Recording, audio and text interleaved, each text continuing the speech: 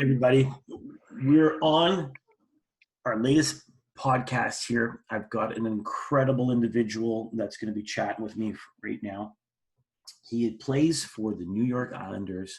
He's one of their sensational stories, a guy that I'm just eager to tap into his brain and hear about his career and hear about his life and hear about all the cool things that go on behind the scenes as a pro athlete, but a pro athlete with an amazing story. And I'm excited to bring you all today, the one and only Cole Bardreau.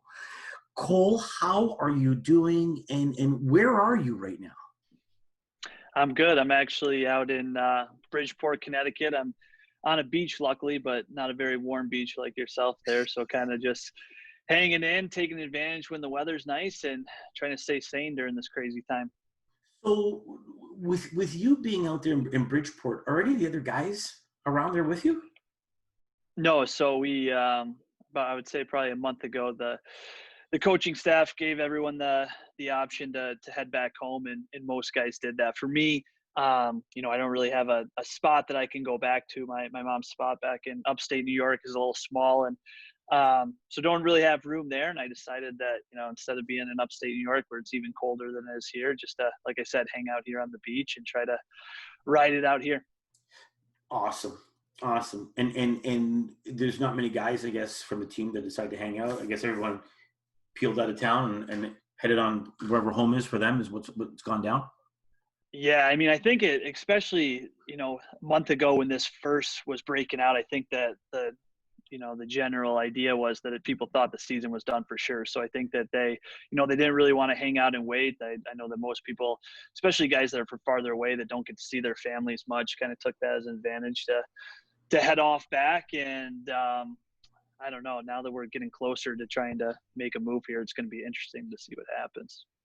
Well, it's one of the things that I'm excited to talk to you about and ask you about is now that we hear that the league is going to resume in some way, shape, or form, right? Whether it's these satellite games or whatever, is it difficult to be an athlete that more or less has come to Jesus with themselves, saying, "It looks like our season's done."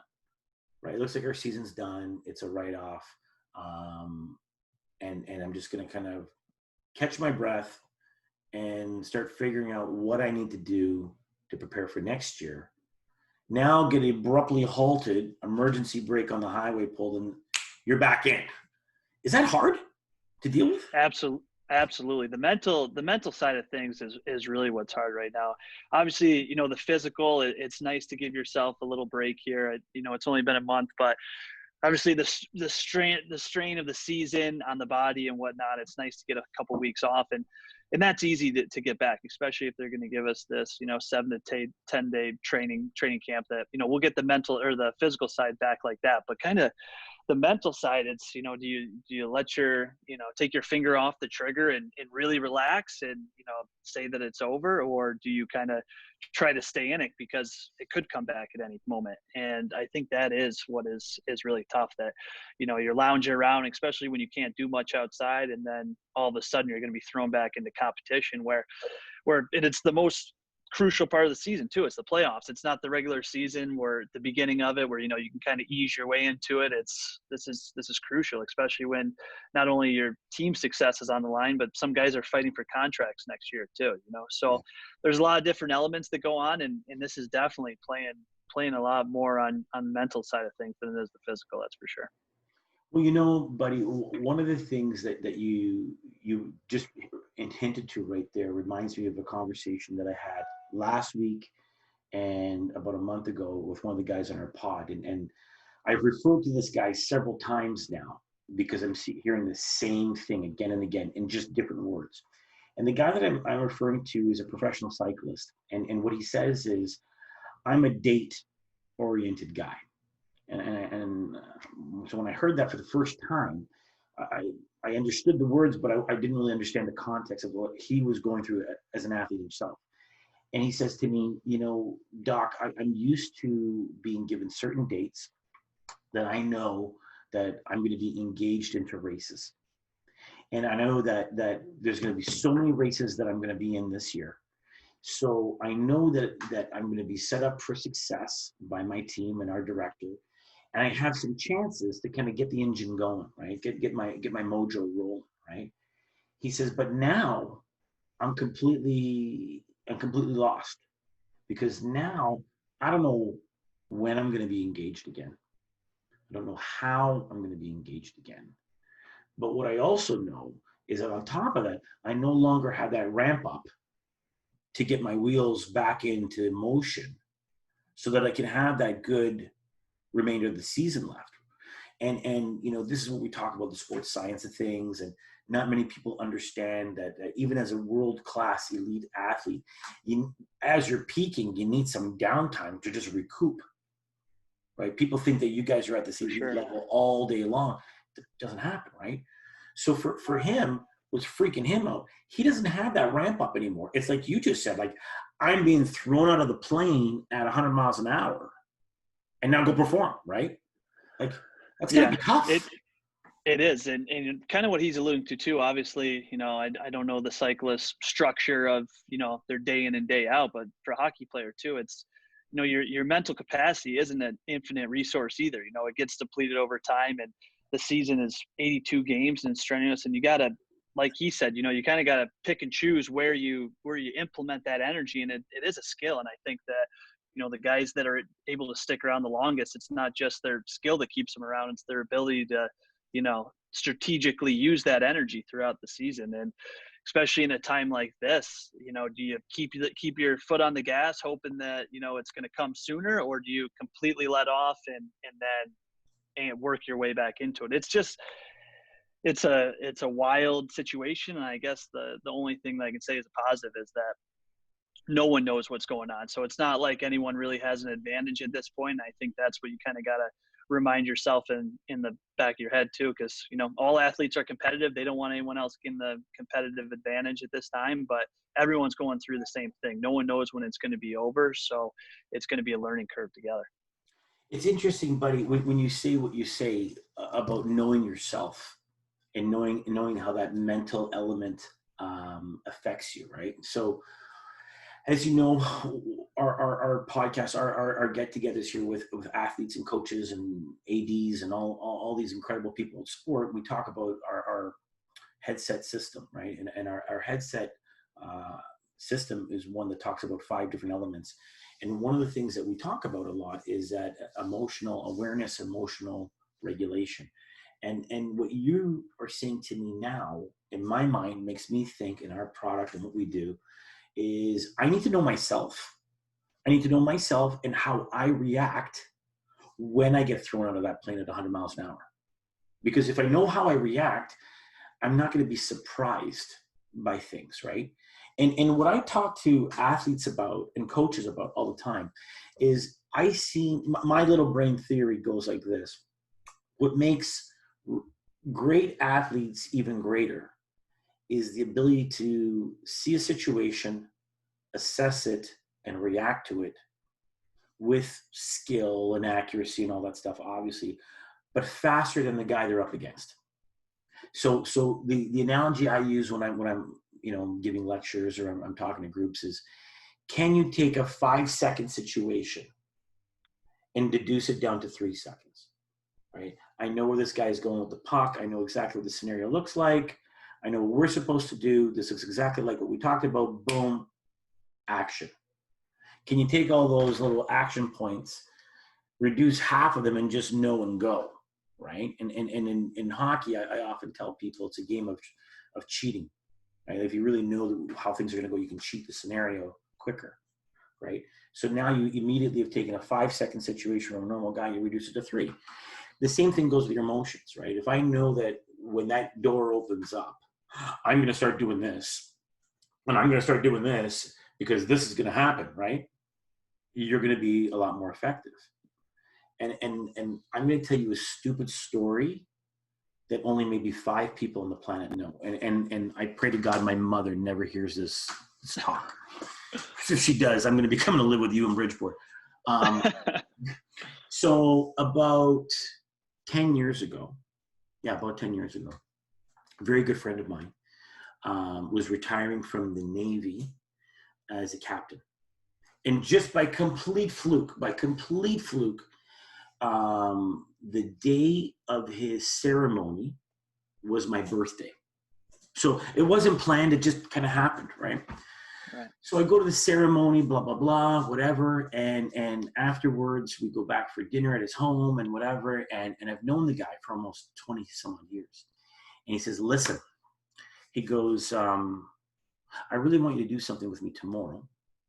It's going to be part birthday gift for you, part retirement gift for me. And it would mean the world to me if you would come. Done. I go, what are we doing? I want you to dress athletic, comfortable.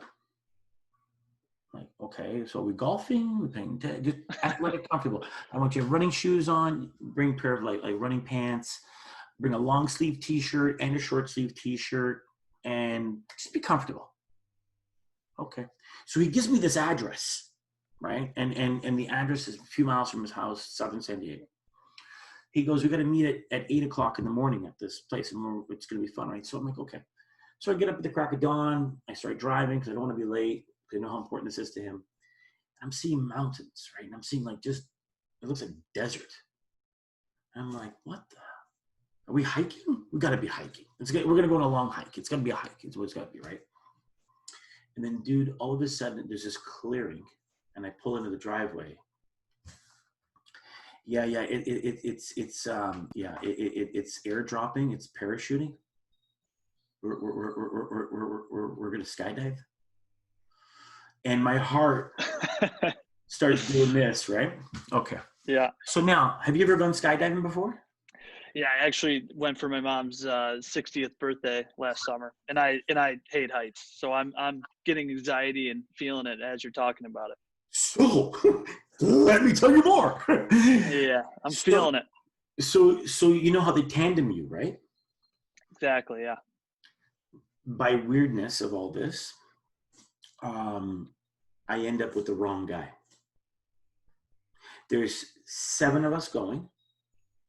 And in the confusion of, okay, put your harness on, put this on, whatever, right? Okay, you're here, whatever. I end up with the wrong guy. This guy is huge. He's like the size of you and me duct taped together, okay? So I preface that. Okay. So now, you've been in this, right? You've done this before. You're in the back of the plane, right? And I'm the guy that they zone in on, that they're going to start messing with, right? They're like, so one guy looks at me, he's like, so my guy that I'm jumping with, his name is Coco, former Navy SEAL, right? Coco, right? Does this for fun now. Coco's covered in tats, big monster guy, right? And I can feel him looking at his buddy across the plane. I can just feel it, right? Feel it, right? And the guy's looking at me and Coco, and he's like, hey, Co, listen, when we're getting ready, did you see the new gear that we got that just came in? Did you see the new gear stuff that they ordered? He's like, yeah, I saw it, right? And all of a sudden he looks and he's like, oh, you didn't want to get one of those new harnesses? You're going to use the old one today, right? Ooh. And he's looking closer. And now my buddy, his daughter, she's in all this, right? Like she sees it and she's like, right. leans in with him, right? And they're like, oh my God, right? Oh, you're going to use the old one? Oh, that one's been around for a while. And now my heart is just doing this, right? So then all of a sudden, right, the door opens up in the back. So in the plane, it was like, wah, wah, wah, wah, wah, wah, wah, wah, and now it's wah, wah, wah, wah, wah, wah, and the air is just flying in, right? So there's 3 rules, and I don't know if you remember them. Do you remember what the 3 rules were when you jump out of the plane? No, I wasn't really thinking during that time. I was not much stock. I remember I'm actually extremely claustrophobic, so that was the biggest thing for me. I'm not sure what kind of plane you use, but we used like a small, pond jumper, it seemed like, and so I'm, like I said, I'm scared of heights. So that's what I thought I'd be worried about, is kind of when they open the door and I look down, I'm like, oh, I'm actually doing this. But the worst thing for me was, being packed like sardines into this little plane. And I thought honestly that it was like you go up, it takes a couple minutes, then you jump off. But for us, I don't know about you again, but it took us 20 something minutes to get up there. So not only am I worried about thinking about this the whole time, but then I got the, the claustrophobicness going on. And it was, like I said, I didn't retain much. I ended up enjoying it once I got out there, but not much from the actual process of getting up there do I remember. So you and I identical, right? I looked down at this little junk box of a plane. There's one gauge on the plane. It's got wires out of the dashboard. Like, it looks like they made this plane out of scrap parts, right? I'm like, I'm either going to die because I jump or I'm going to die because I'm in this plane, right? So my guy says to me, listen, we'll go last. Let everybody go, and it'll be relaxing so you can see everybody jump out, right? So my buddy who brings me to this, he's been in the Navy almost 35 years, right? This is nothing to him. He's taken his kids before. One of his kids works at the drop zone. So like, they're all good, right? They're jumping out and they look like the actors from like Point Break. I got it! See ya! Right? Like, I'm just sitting there like losing my mind, right? For sure. So here are the 3 rules that you might remember. When you get to your turn to go up, you got to waddle like 2 little gorillas to get to the door. Right. Rule number 1, when you get to the door, lift your feet. Do not stand up. Right. Rule number two, do not touch the door frame. Grab your harness, hands in tight. Do not touch the door frame. Rule 3, keep your mouth shut. Don't say anything. Don't scream anything. Shut your mouth. Okay. So this idiot, the PhD, right? You broke all 3. Dude, like a cheap piece of plastic. And you can't make this stuff up.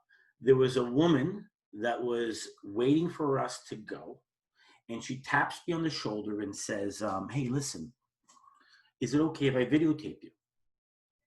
And she's got the mount on her head, right? She's like, is it okay if I videotape you, right? I'm like, yeah, sure, no problem, okay, right? Being like a tough guy in the plane, right? And this is before everyone started jumping out the window here, right?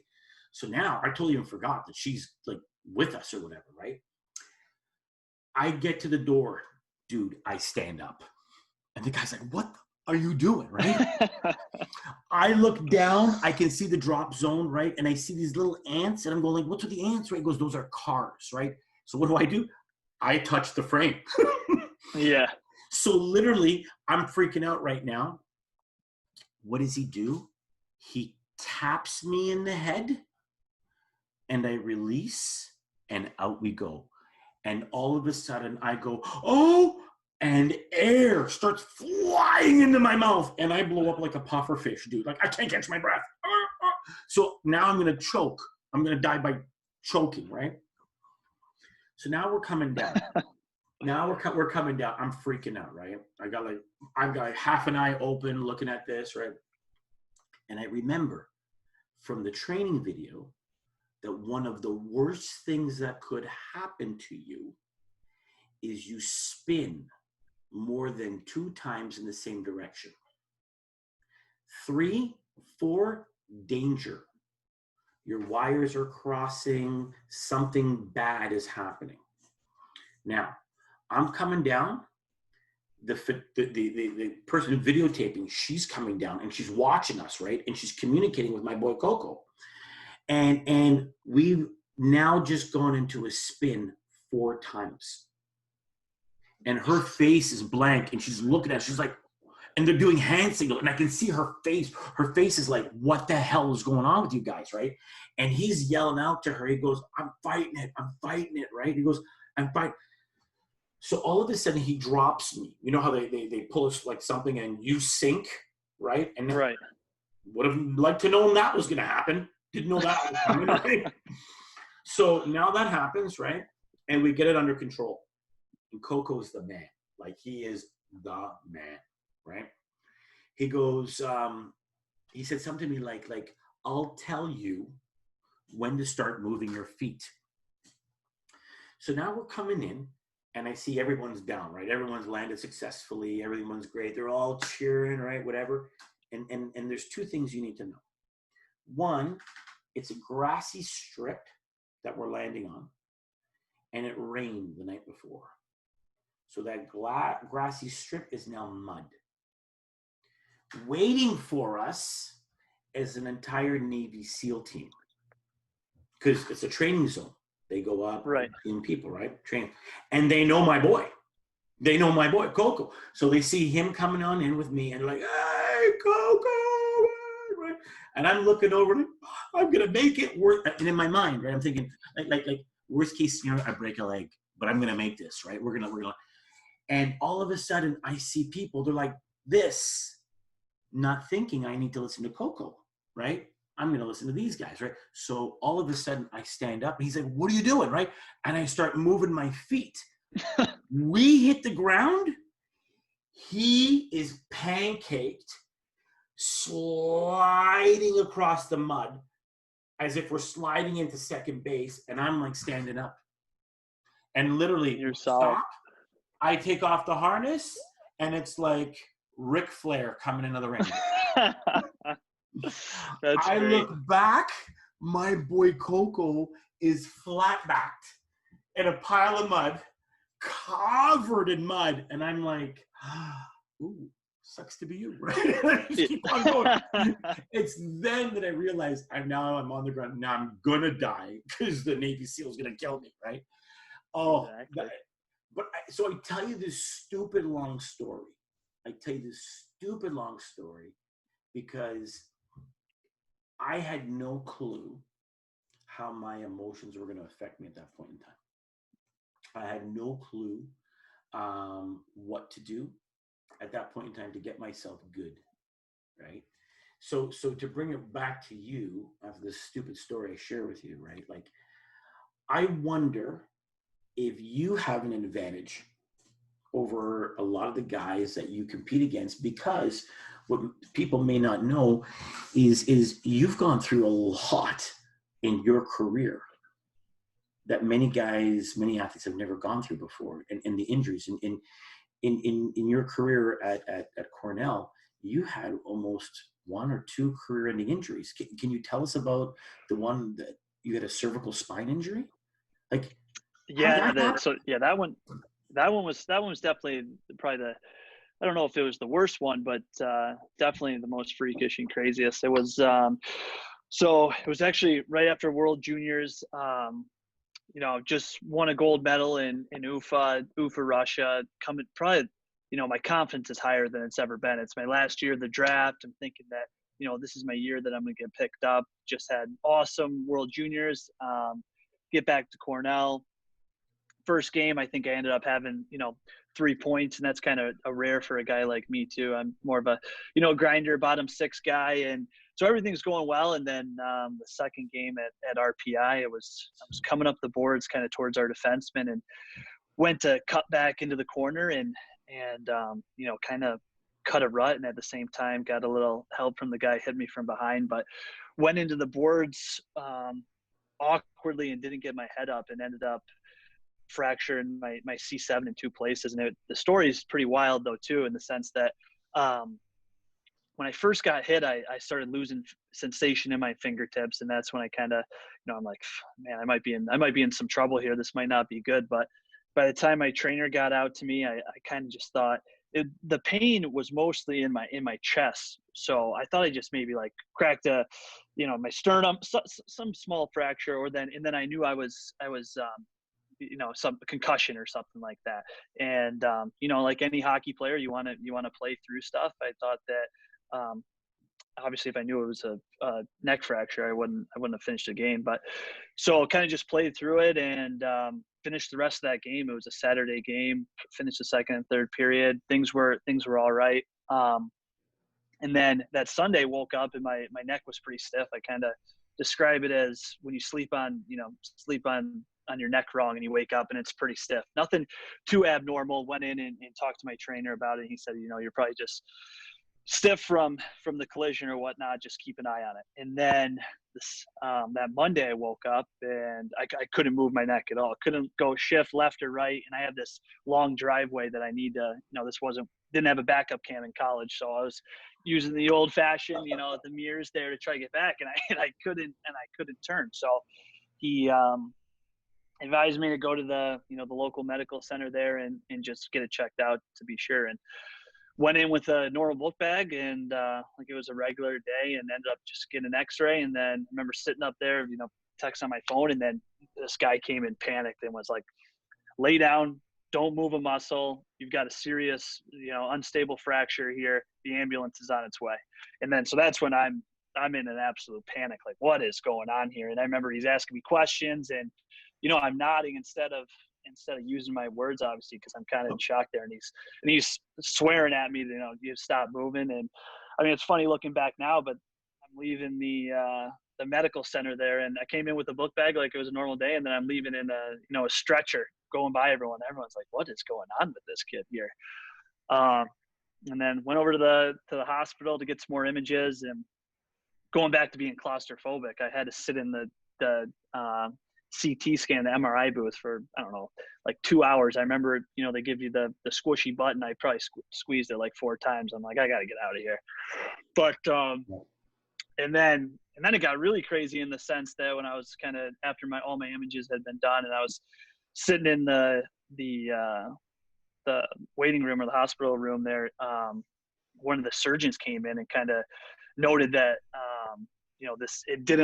the fracture didn't look that good. We might need to go to surgery, and that my career was probably going to be over. And obviously broke out in tears. Mom was there, broke out in tears. Coach was there, and he was in tears. And it was, a really surreal moment looking back on it now. It kind of still brings out a lot of emotion. But after that, we had another surgeon came in and said, don't want to jump to conclusions. If you finish the game and you were, walking around for 2 days, this is obviously a stable fracture. And the last thing we want to do is, perform any surgeries that would be permanent there. So let's give it some time. And again, it's not like a broken leg or anything like that. And, there's so many different cases when it comes to the neck that, the treatment and recovery process is kind of up in the air. So luckily I ended up taking it to a guy in Rochester, Dr. Bronstein there, who took it to a conference in Florida.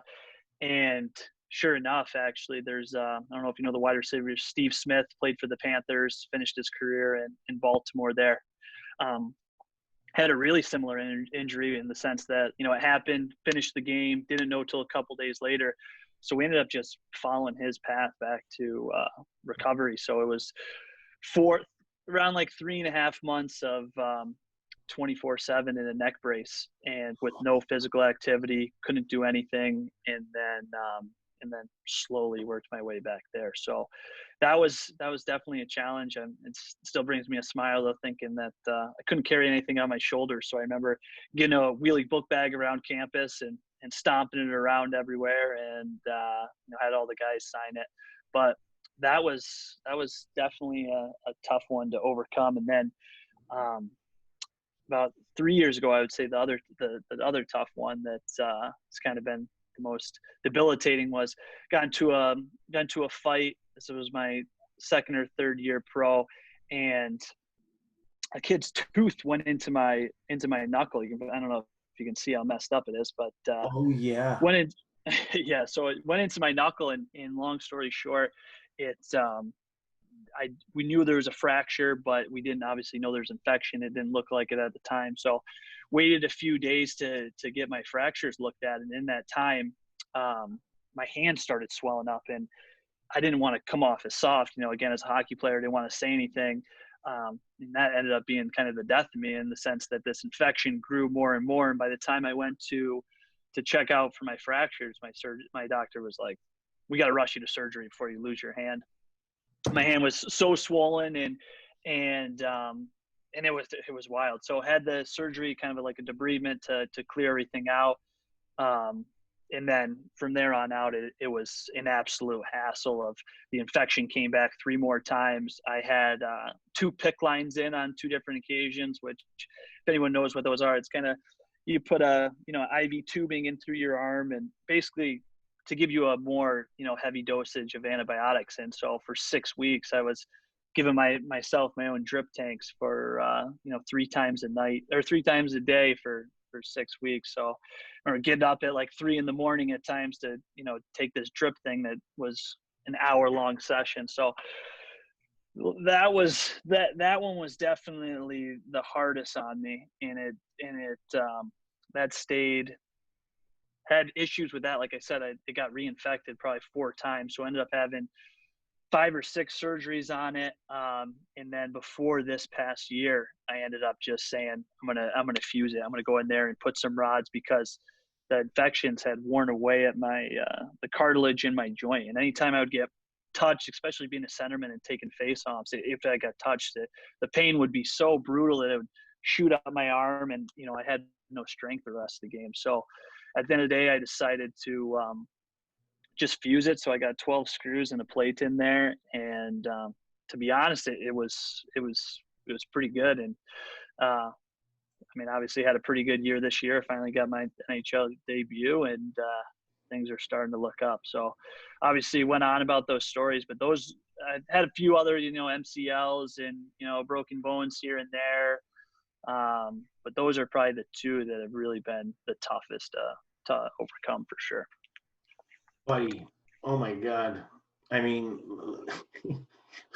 whenever you do something, you do it to the extreme level here. Exactly. feel such a puss talking about jumping out of a plane compared to that stuff. No, that's still frightening for sure. But here's I guess in my mind, if I'm taking all the ingredients of mental toughness, resiliency that you've put out there, that you've lived, that you've developed as part of who you are, I still come back to that emotional side of those constant hurdles that you have to get over. Like in many ways, you're a cross between Rocky Balboa and Rudy of hockey, and all the things that you've had to go through. We're talking massive life roadblocks, stumbling blocks, chains, fences, landmines that you've had to overcome again and again and again. And I wonder if all of those brutal experiences that you've gone through, as taxing as they've been on your body, as taxing as they've been on you mentally, emotionally, I wonder if it gives you an advantage now. For sure. And I definitely think that, each injury that I've overcome is kind of, definitely helped piggyback on the previous one to get through that. But I also think that there's a lot of different, facets to mental toughness. And I think growing up, I was always under the illusion of mental toughness to, push through this, try harder, always more, step on the gas. And I definitely, obviously going through so many injuries and so early on, that I have mental toughness in that regard of injuries, and be able to, take the positives from injuries and move forward and continue and not let that bring you down is only one piece of the pie, though, too. And I think the emotional side that you're talking about is a completely different beast too. And I know that, I've struggled with that as well. I've always been good at, pride myself, mental toughness, but the ability to kind of know your emotions, like you're saying, and not get swept into it is such an important part of sports and life in general too, I think. And I would say after my hand injury is when I really started to tap into that and kind of go down the the meditation path and all these practices to kind of stay in the moment and really gain control of those emotions.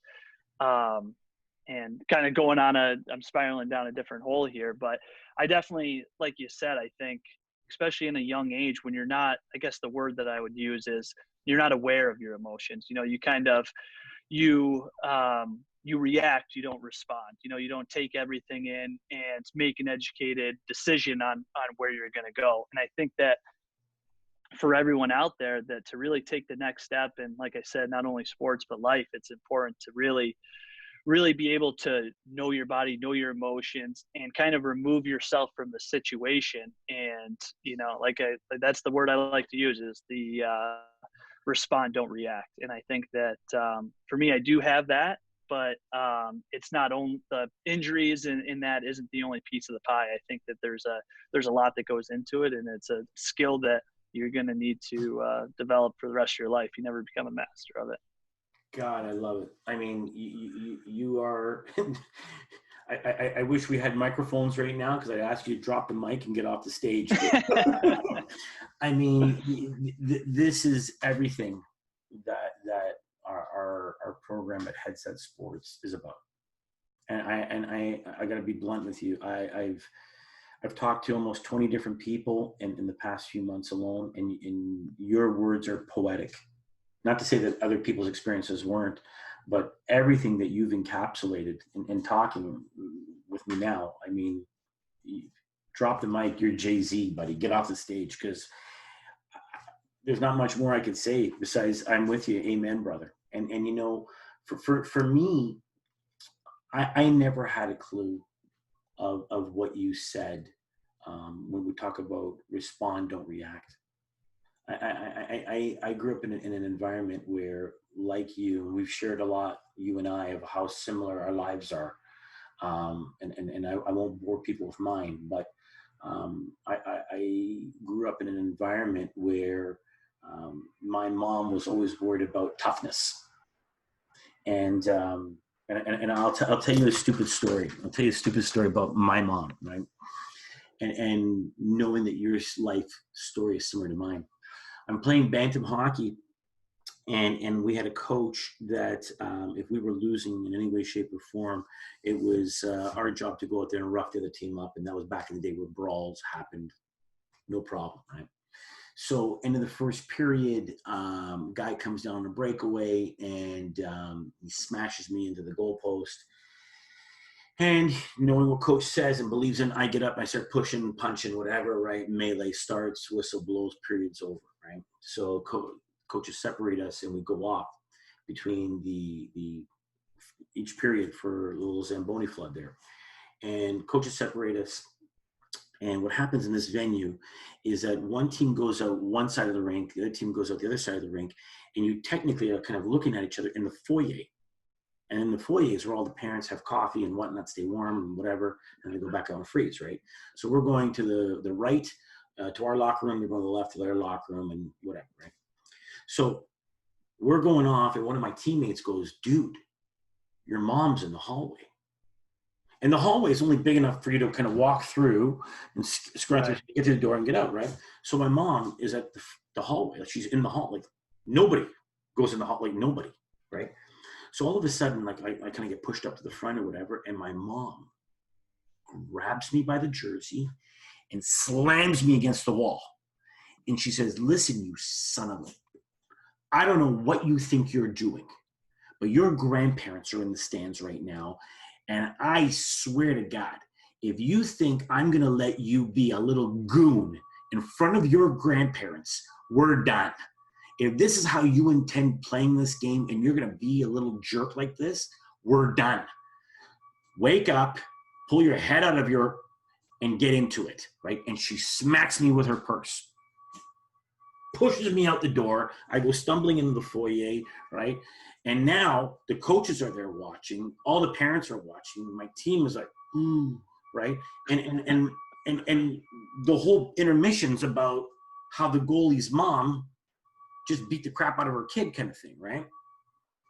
So now second period starts. Going on out, second period, exact same scenario happens. About a minute left, they're in our zone, right? I freeze the puck.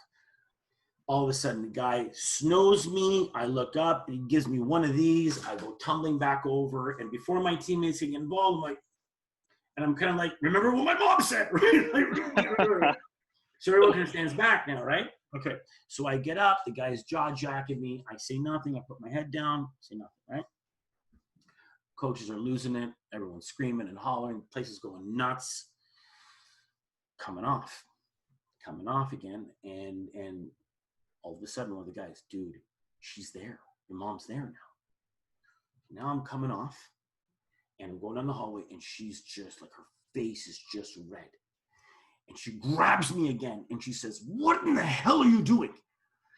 I didn't raise a little girl. Stick up for yourself. And she smacks me with her purse and pushes me out the door again, right? So like, you're screwed no matter what you do, right? But that was mental toughness.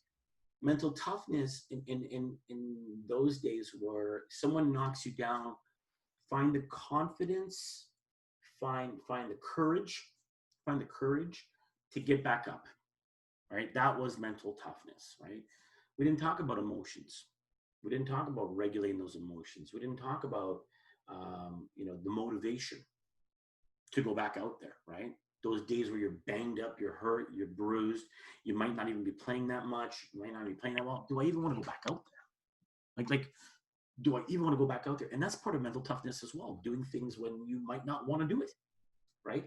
And how far we've come from that now, right? Like we know more now that our emotions affect us in so many different ways.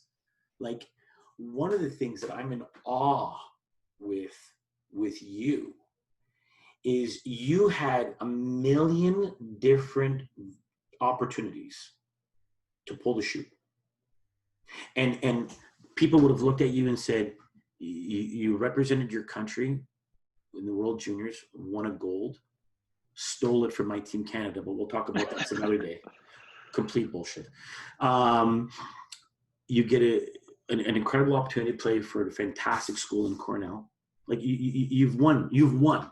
Like as an athlete pursuing any kind of dream, you technically have won at this point, because you've gotten to do things that people would never ever get the opportunity to accomplish.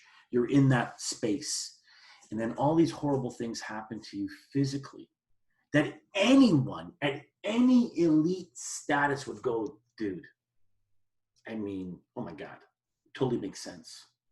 Pull the chute, totally makes sense. The only thing that kept you from getting that next level was all of these horrible things that happened to you. You could walk away again, drop the mic, and anyone would still throw props to you. What the hell made you keep going? Yeah, to be honest, I would say as cliche as it is, for the love of the game. That's what I've always done growing up since I was 5. And I know, a lot of people have started playing even younger than that, but that's what I love to do. And I think that when I stay in that moment of just doing it for the pure joy, then you don't think of all the other intangibles of, the possibility of getting injured again, or you don't think about the accolades. You've already accomplished this, so let's stop.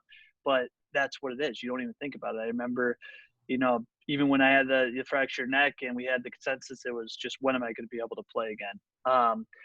And I think that when I get away from that kind of love of the game, and I start doing things for the wrong reasons, which I think kind of happened to me later on in my career, which is another story, in the sense of,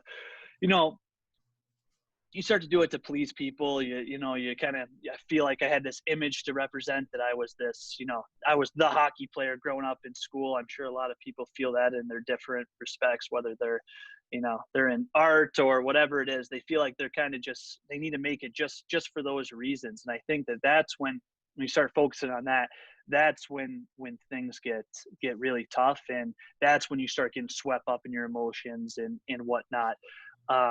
So for me, I think that kind of just really remembering why you started playing the game in the first place, and just the pure joy of it, and not trying to please anyone else other than yourself, is really what clicks. And like I said, I think that's a big issue too, is when people for me, my first 4 years, hockey was still fun, but when it becomes your job, and you see all these people, how cutthroat it could be to get to the next level, you definitely start playing into that tune. And that was tough on me. I started, trying to change my game, and I went through a big experimental stage of, trying to be a skill guy. That didn't work out. Trying to be a fighter, got beat up too many times, things. So I think that really, I mean, like I said, as cliche as it is, trying to just remember why you started doing something. And you need to have fulfillment in yourself, instead of,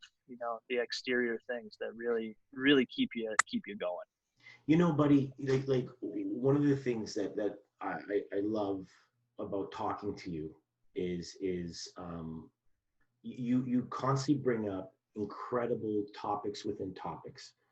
And the one that you just brought up in my mind is you're talking about emotions and knowing yourself, right? And it's funny because a buddy of mine who was my roommate for many years, he was just on our pod last week, and his story, in a weird way, some way similar to yours, is he played for Providence College, was the captain of the team, represented the U.S. in the World Junior Championships, much like yourself, and comes back and has an incredible playoff with Providence, and he gets drafted to the Montreal Canadiens. Goes to the Montreal Canadiens during the playoff run, right after his team got bounced from the national tournament. And then the following year goes to training camp and then gets sent down to Freddie Beach and plays with their farm team. And in like the second or third game, gets into a line brawl. And here's a guy who's never not worn a full face mask, right? And just by whatever look and confidence and who knows a lot of other things too, he toes up with their tough guy. Like, and he's not that guy, right? And their tough guy just smashes him. And he's got a lot of little stories that he talks about that are just hilarious. Like, one of his famous lines to the guys was, I hit the ground faster than my gloves did. And he talks about waking up in the team locker room and his nose is just everywhere and he can't see.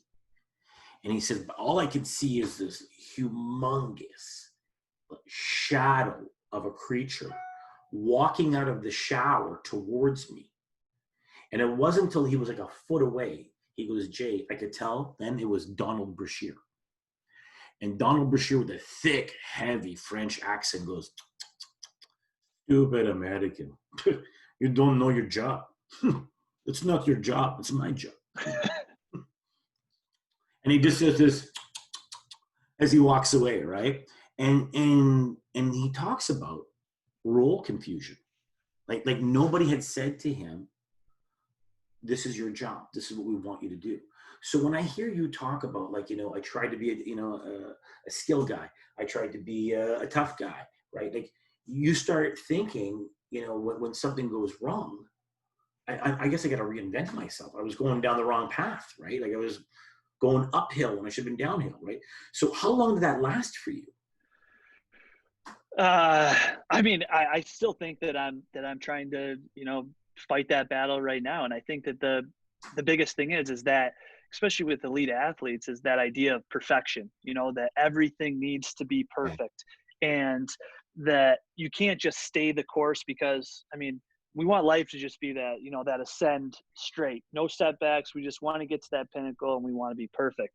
And in reality that, life is suffering and you're going to go through ups and downs. And the most elite athletes, they're not perfectionists. They just know how to weather those downward slumps the best. And for most people, I think that, it's easy when you're going up, you can feel your emotions, you feel everything working. But when you go down, it's like, okay, what I must be doing something wrong. So I need to go back and I hit the drawing board. And that's not the case. It's that, you're going to have those peaks and valleys and it's all about just weathering the valleys. And, for me, like I said, I still think I'm fighting it now. I talk about it, the best year of my career. Obviously I get my chance in the NHL, but at the American League level, I'm 20 something games in and I have 1 or 2 points. And obviously, like I've talked about, that I'm a bottom 6 guy.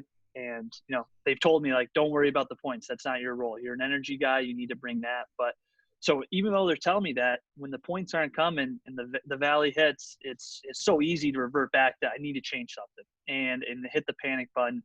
But in reality, you just need to weather that storm. And I think that's when, people don't have the resources to work on their mental game is really huge, and for especially a guy like me growing up, it was, okay, I need to work on my mental game. It's getting through those injuries or working harder, working longer.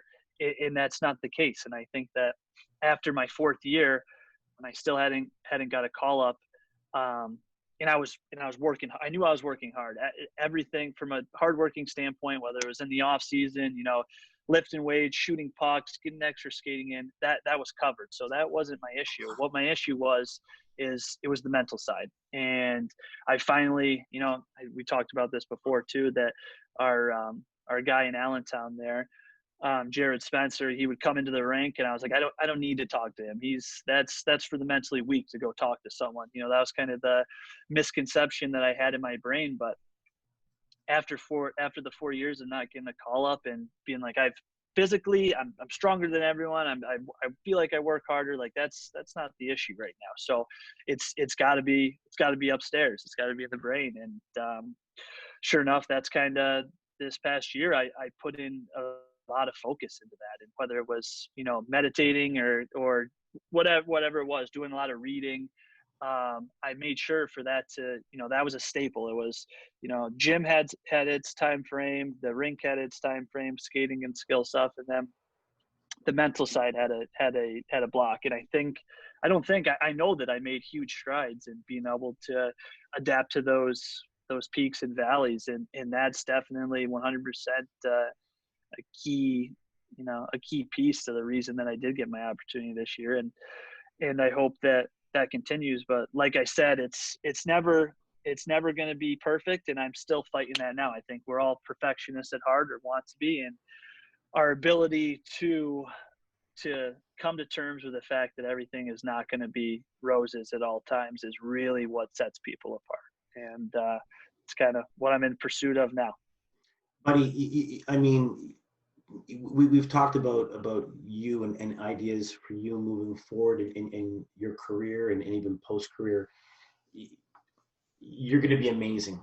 I got to tell you this now, and I'm going to have documented proof on our pod. I'm going to say this, and I'm going to record this, and I'm going to share this, and I know I'm going to play this for you again and again. You're going to be amazing. When you decide to move on to that next phase of your life after hockey's done, if working in that mental space is something that you want to do, you're going to be amazing for so many reasons. And some of them, I got to tell you, it's like you just don't know that the words you share and the way you share it, it's like you're already 8 feet tall and you're wondering if you're going to play in the NBA. Like the naturalness, the purity, the genuineness, authenticity that comes from you in describing these things, it's key. And it's amazing and so clear, and it's so felt when I hear you speak.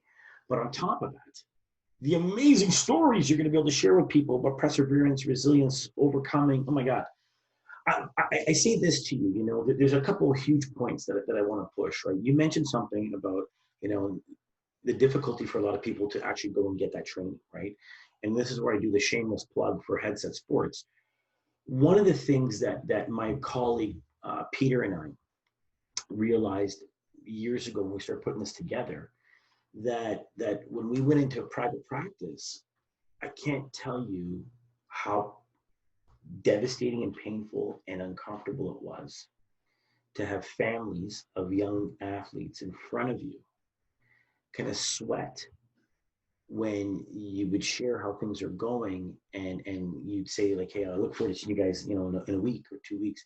And you could see all of these physical characteristics where basically they were telling us inadvertently, we can't afford it. And we can't afford the hockey bill, the school bill, the life bill, and now this, right? And you can see the self-doubt, but if we don't have this and we can't do well at this, then should we be doing any of this at all, right? And that's when we started thinking, what can we do to help and empower young athletes and coaches and programs that can't afford to go and see a guy? Or maybe they can, but they physically just can't get there, right? So this is where we thought, could we create something that could help, that could be usable for everybody, and empowering? Because when I want to work on something, I can go work on it now. When I want to go share something, and I know you and I have talked about this with some depth as well, sometimes you can be surrounded with a ton of support, but yet you still feel like you have no one to talk to, right? Like as a goalie, Sure, for sure. as a goalie, right? Like, Peter was my goalie partner. But back in the day, at the height of competition, at the height of competitiveness, even though he was probably the best partner I ever had as a goalie partner, I'm not going to go to him and tell him my confidence sucks or that the puck is the size of a pea coming at me this week. I can't go do that, right? I'm sure as hell not going to go tell my goalie coach who is in tune with the head coach, right? Like, I mean, I'm not going to talk to the assistant coach about this, right? And I'm sure as hell not going to knock on coach's door and go, hey, coach, I'm fighting it. And, I don't feel like I got it. So who the hell do you have, right? And that was another part of the reason why we created Headset Sports. But some of the things that you share, it's interesting because you remind me of something that came up last night in one of the episodes I watched of the great documentary that's out now, right? The Last Dance with Michael Jordan and the Chicago Bulls. And he talks about an injury that he sustained. And it was a devastating injury. And it's interesting what you bring up because you talk about redefining. When things don't go well, I must be in need of changing something, right? Which is typical for a lot of athletes, right? My game's not on, I got to change something, right? Or maybe for some athletes, it's everything. And that could be the reason their career just goes into a spiral. But here's Michael Jordan, right? Probably the best player of all time, the GOAT of basketball. And they say to him with this injury as he's coming out of it, he says, I'm ready to go back to play. I know my body. I'm ready to go back to play. And the doctor says, no, you're not. Well, the owner comes in because now Michael's fighting with the doctor and blah, blah, blah, blah, blah, right? And the owner says, okay, tell us percentage-wise, what's the chances of this guy being injured again? And the doctor says, I give it 10%. So the doctors, the owners, and to a certain part, the coach at the time, like, 10% chance you might hurt it again. And if you hurt it again, your career's over. Well, the owner goes, simple. We're not in a playoff run. We're not in a championship run. You're not playing. Done. Season done. And his eyes come out of his head and he goes, are you not listening to what the doctor said? They're like, no, we totally are listening to what the doctor said. There's a 10% chance you're going to get hurt. And literally, Michael says to them, you're not listening to me or this information. There's a 90% chance that nothing's going to go wrong. 90% chance. And even when he says that, the owner goes, Michael, let me give this scenario. Let's say you had a really bad headache and we gave you a bottle of aspirin. And 9 out of those 10 aspirin can cure your headache. But there's one you could take and it could kill you. What do you do? And his response was, it depends how damn well painful my headache is. Right? Like, so like, why are we even talking about it? Right? 90% chance, right? And I bring again another really long story to you because as athletes, there's so many of us that say things aren't going well, I got to change. Rather than saying, look at all the stuff that's going well. Look at all the stuff that's going well. Why don't you focus more on the stuff that's going well, right? If it was stock that you're putting money into, rather than going, oh God, I lost $1 per share on this one, but even though all of these are up 20%, this one, oh God, I must be horrible at stocks and horrible at my decision making. No, why don't we just shift on over and focus on the stuff we're doing well, right? So my question to you, right, at some point in time, you must have made that change. You must have made that change and said, I'm going to start focusing on what I do well. When did that happen for you? Yeah, I can't say it. Well, again, I'm going to start with the fact that I'm still not even close to being perfect with that or where I'd like to be in the sense of that. And I think the higher up that you go, it becomes harder and harder. I know just for kind of put things into the situation here, my whole life, all I wanted was one game in the NHL. I didn't want to it wasn't about having, I've always told people that throughout my, my 4-year career. I was like, I just want that one game. I can die a happy man. Don't want the $1 million contracts and whatnot, even though that would be very nice, but just want that one game. I want Yeah. to say that, I want to say I played in the NHL. And, so this year I remember after my first game had happened, whatever, taking the private jet back, not used to that, obviously used to slumming it in the American League there, but get back into the locker room. And I remember joking around with some of the guys up there, just being like, all right, I'm good. I've got I got my piece of candy. I got my game. I can die happy man. Send me down. I'm good. And then, like we talked about, a couple injuries happened to some of the guys. I get to extend my stay for a little bit longer. And, one game ends up turning into 10 games, and I get a couple points. I get my first goal on a penalty shot. A few more things build up, and then it's like, okay, now I want to stay. Yeah. Yeah. I know that I can play here. I got the ability, and I want to stay. So I think then once I get sent back down to the American League, and like I said, I struggle with those points. That valley becomes so much harder once you've already known, what you can accomplish. And the perspective of things change in the sense that, you're not staying in the moment. You're thinking about what happened in the past. And I don't know. I think, like I said, I think that's going to be that's a constant battle. And for everyone's life, like, I don't think that you ever get to a point where you're like, okay, I can handle this perfectly. I'm in the moment. I mean, I guess, a yogi or some Buddhist, a Buddhist monk that's meditating for 22 out of the 24 hours of the day, I guess you could say him. But Yeah. that's never going to be a realistic goal. And I think, again, those people that are able to weather those valleys are the ones that have come to aware and come to terms with the fact that it's not going to be perfect, Yeah. which is, again, hard to do. Like that perfectionism is a real thing. And you throw in, I mean, this is another rabbit hole, but you throw in all the other elements of social media and whatnot, and you see everyone else accomplishing other things, and that makes your little valley seem even more drastic because everyone's going in the opposite direction of how they're feeling. And that's tough. And we all fall into that platform. And, love social media in the sense of being able to catch up with people, but it can be tough. And, Yeah. Yeah. I don't know. I think that kind of I would say, to answer the question though, after I got all over that rabbit hole, I would just say kind of after that 4th year, my time in Philly was coming to an end, and I didn't get my opportunity.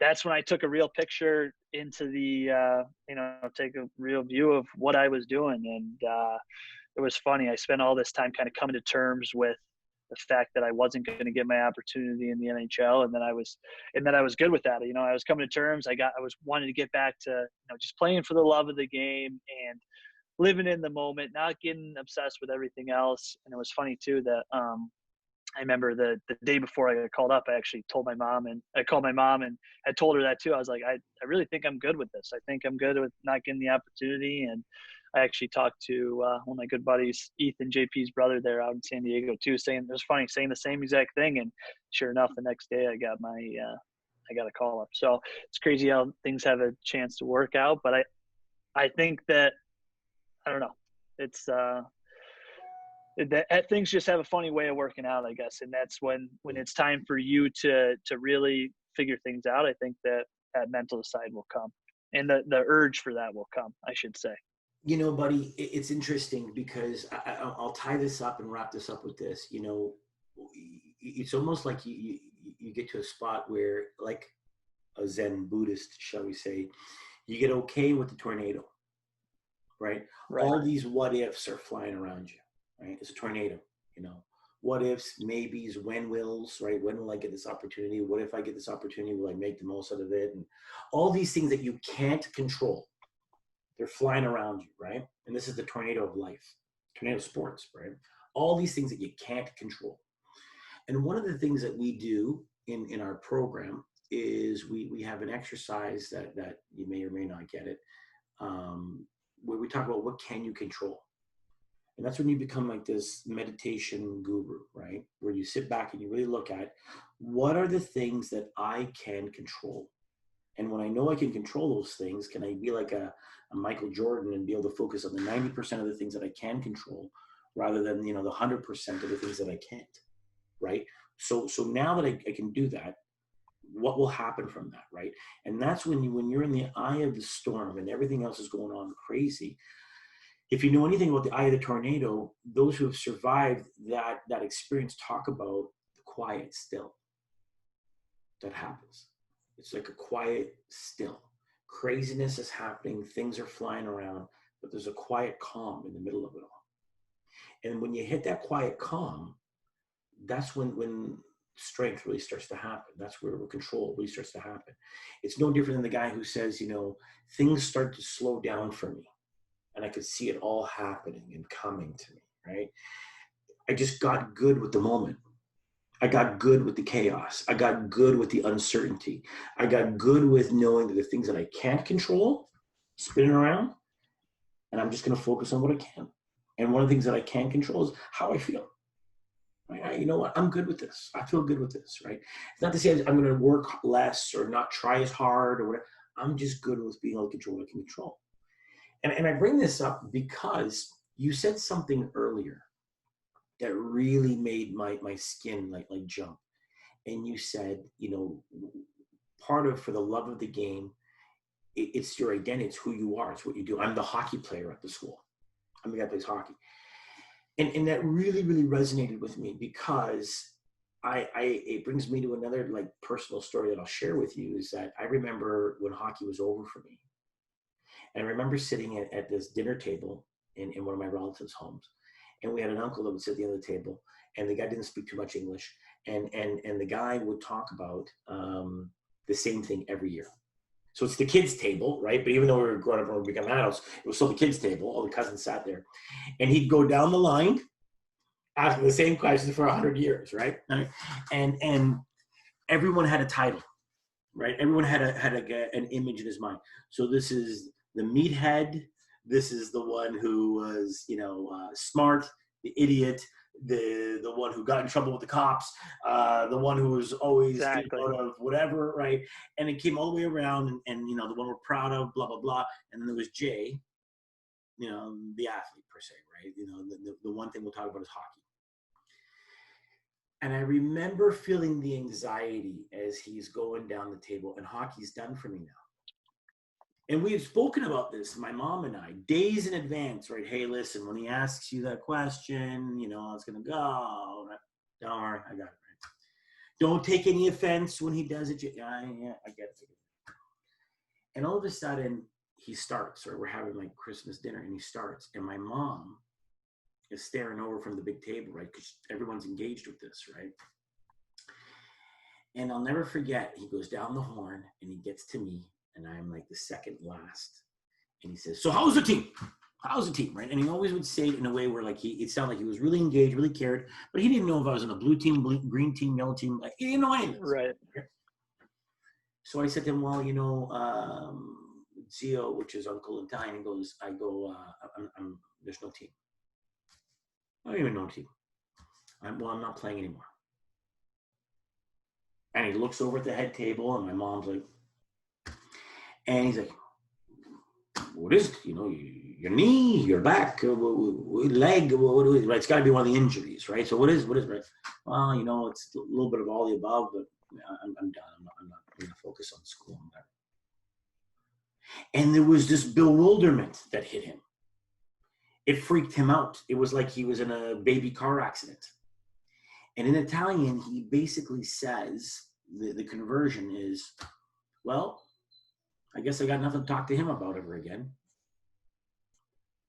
And it was like, holy, really, right? So emotionally, that was kind of like, wow, okay, so all I was this, right? So now I don't do this, I might as well, be sent down the river, I guess, right? Shot and put out of my misery.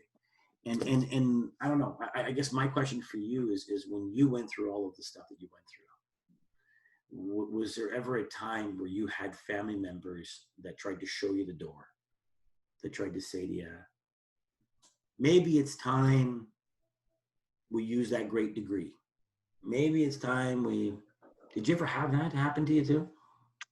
Yeah, no, I think that, by my parents have always, I think my parents have always known that throughout every injury that there was, there was no way they were going to stop me from coming back anyway. That there was not even a question in that. I know that, um, especially after my neck injury there, my mom definitely that spooked her a lot. I know she started actually coming to all the games, and anytime I'd get touched or go down, she's standing up, making her way down there to make sure I'm all right. She still has, I think she still has agita about that, but um, no, I really think that, like I said, it was just when you have that love of the game, that passion, that there was really that no one that was gonna slow me down.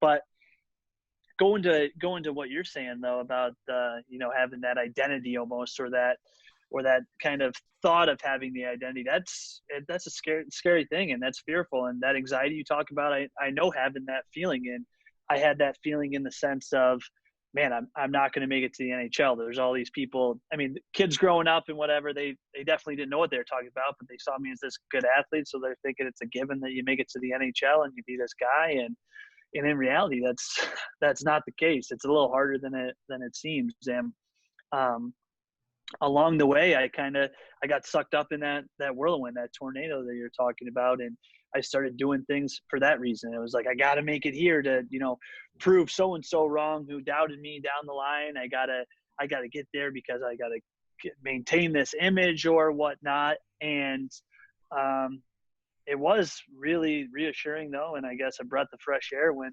I kind of stepped back and said, you are doing this for the wrong reasons, and this is probably also why you're not progressing to that next step, is that you're getting caught up in that. You're not doing it for the love of the game anymore. And I'll tell you what, when you do kind of step away from it, and you do it, it does feel like a weight's lifted off your shoulders, and it does feel nice. You start to enjoy the little things about the game that much more. And but again, I'll say it, that's not an easy thing to do, and especially I was never going to do it when I was young, and that's for sure. As I was so caught up in the emotion, and I would have guys come in. I remember having sports psych people come in, give a seminar, and it might register for half a second, but by the time they walked out the door, it was get caught right up in the emotion. And that's going to be, we talked about how I have an interest in doing this as well when my career's done, and I think that's kind of a hard topic too. Is how do you get to because it's so important to start from a younger age, because obviously the younger you start, the more success you're going to have. And but how do you connect to that younger generation, when I know that when I was that age, the last thing I was going to do was listen to this, and I never thought at that time that this was going to be such a pivotal role in my success. So again, I kind of guess it's an open-ended question in the sense that, how do you get to those? Do you kind of just let them? Do you let them organically come to terms? But sometimes it's too late. They've missed out on their window of being an athlete. Obviously, they have that for success down the road. Or how do you steer someone in the right direction? And that's kind of, I guess, a challenge that, I mean, you obviously have more experience than I do, and you can attest to that. But that's kind of a challenge that I'm definitely looking forward to, in the sense of, I'm always looking for being an athlete. You're always looking for competition. I think that's kind of a something that I'm really excited to try to help and figure out the best way to help and make people listen, which is going to be tough.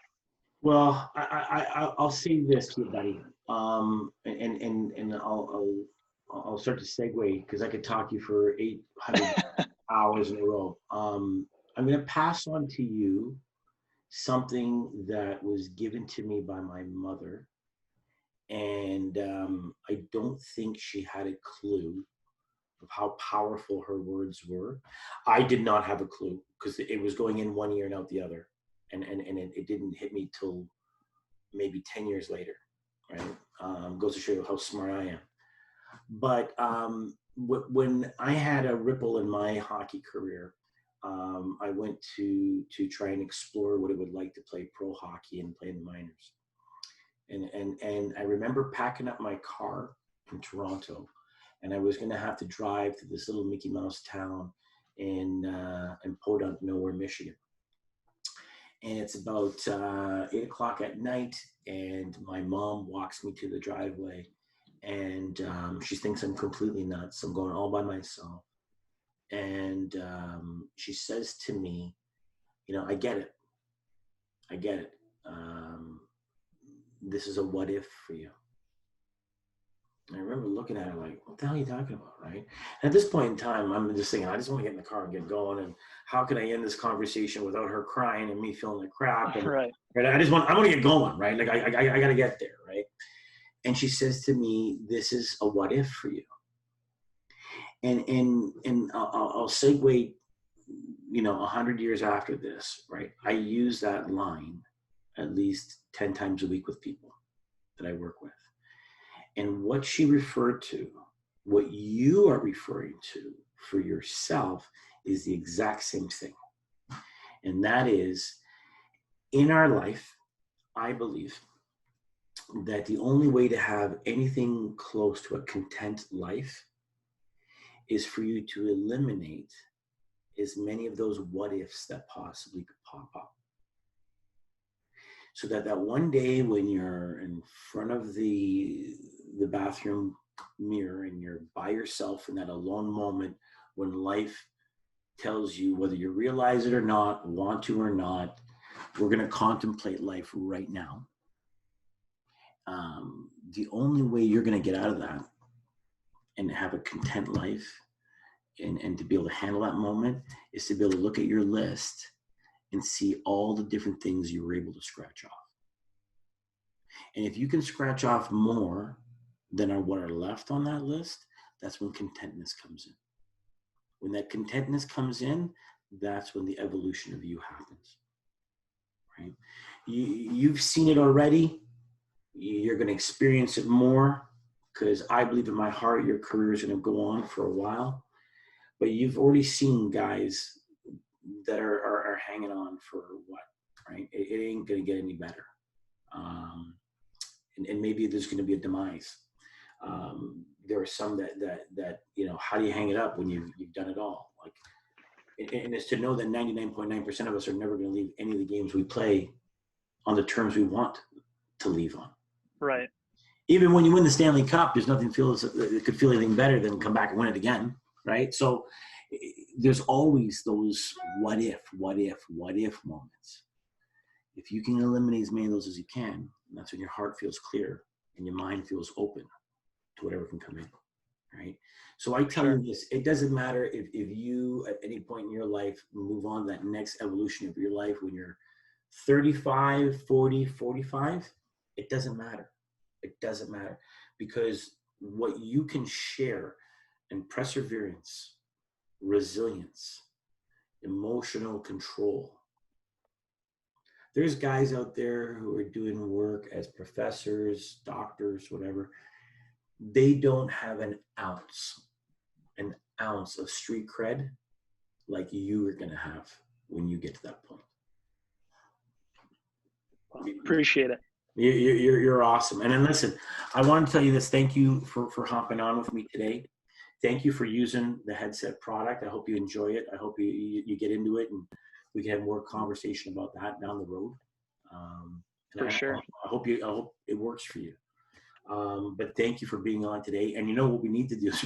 We're going to do version 2 of this. We're going to do the second chapter. We got more for sure. Yeah. Oh, buddy, I can't thank you enough. I'm giving you a long distance hug right now. I can't thank you enough. I appreciate it. Thanks for having me. That was fun. Looking forward to it again. Awesome. We'll talk to you soon. Sounds good.